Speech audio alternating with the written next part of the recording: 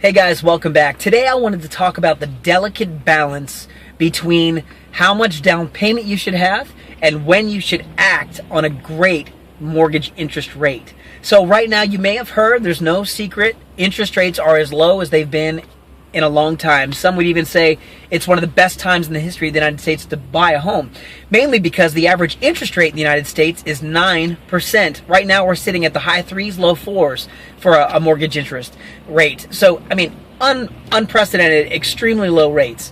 Now, if you combine a good down payment with a good interest rate, you're going to be in a great situation on the monthly payment, and then you have what we call buying power. Buying power leaning more toward the ability to buy more home for less money.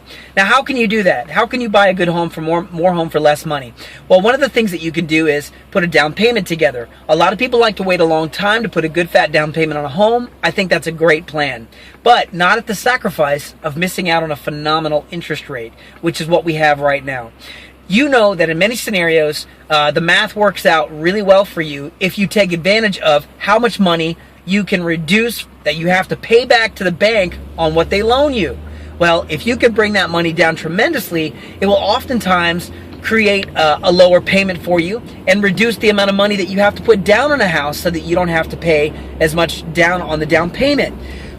I would love to be able to walk you through that. If you have any questions on what that looks like, how much money you should put down on a property to get a great mortgage payment, and really take advantage of these low interest rates, I want to do that. I want to show you exactly what that looks like.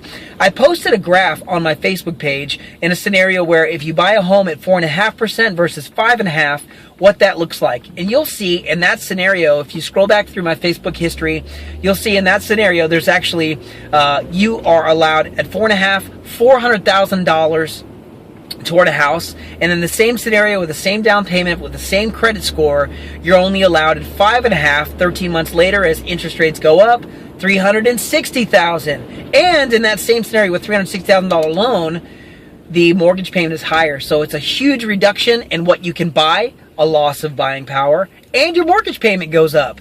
So that person in that scenario did not take advantage of the interest rate. They lost a tremendous amount of buying power and their mortgage payment went up.